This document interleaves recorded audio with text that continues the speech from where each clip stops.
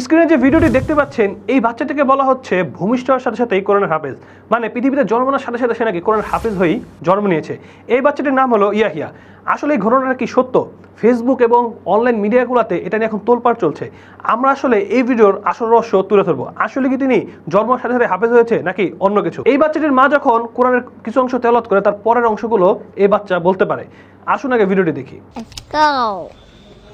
المقدمة الله لا إله إلا هو يحيى يقظ رضي الله سورة محمد سورة محمد। এই শিশুর সামনে যদি কোনো সূরা তিলাওয়াত করা হয় তাহলে এর পরের অংশটি নিজ থেকেই তিলাওয়াত করতে পারে শিশু ইয়াহিয়া।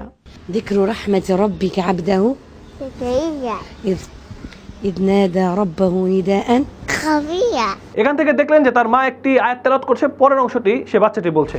আসলে সত্য ঘটনাটা কি?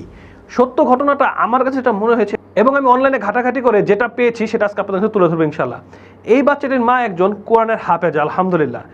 এবং স্বাভাবিকভাবেই বাচ্চা কিন্তু তার মার ভাষাটা শিখে, এবং আমি যতটুকু দেখলাম মা আরবি ভাষা বা এই টাইপের ভাষা বলে যেটা কোরআন তাদের কাছে সহজ। এখন এই বোনটি সাক্ষাৎকারে বলেছে সূরা বাকারা এবং সূরা মারিয়াম বেশি বেশি তেলাওয়াত করে, এবং আপনি দেখবেন যখন সাক্ষাৎকারটি নেওয়া হচ্ছে তার মা কিন্তু সূরা মারিয়ামের কিছু আয়াত তেলাওয়াত করছিল এবং বাচ্চা সেটা বলছিল।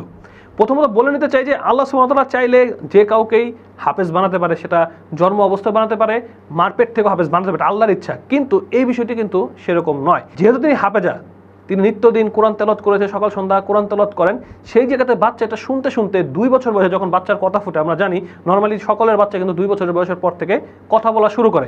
স্বাভাবিকভাবে 2 বছর পরে সে কোরআন তেলাওয়াত যেহেতু বেশি শুনেছে বা কোরআন তেলাওয়াত বারবার তার মার মুখ থেকে শোনার কারণে সে কিন্তু সেই আয়াতগুলো বা সেই জায়গা থেকে সে মুখস্থ হয়ে গিয়ে যখন তাকে তেলাওয়াত করা হয় পরবর্তী আয়াতগুলো সে বলতে পারে। এটাই আমার কাছে অনলাইনে ঘেটে আমি পেয়েছি, আলহামদুলিল্লাহ। এখন বাকিটা আল্লাহ সুবহানাহু ওয়া তাআলা ভালো জানে সত্য মিথ্যা, কিন্তু আমার কাছে এটা মনে হয়েছে। এবং এটাও একটা মুজিজা, আলহামদুলিল্লাহ, যে একটা ছোট বাচ্চা বারবার কোরআন তেলাওয়াত শুনে তেলাওয়াত করছে, এটা একটা সুন্দর মুজিজা। এবং কোরআন কিন্তু আমরা জানি আমাদের বাংলাদেশে অনেকে 14 দিনে হাফেজ হয়েছে, অনেকে 1 মাসে হাফেজ হয়েছে, 5 বছরের বাচ্চা হাফেজ হয়েছে, এরকম কিন্তু আলহামদুলিল্লাহ আছে। তো এটা আল্লাহ সুবহানাহু ওয়া তাআলার ইচ্ছা, যে কেউ হতে পারে।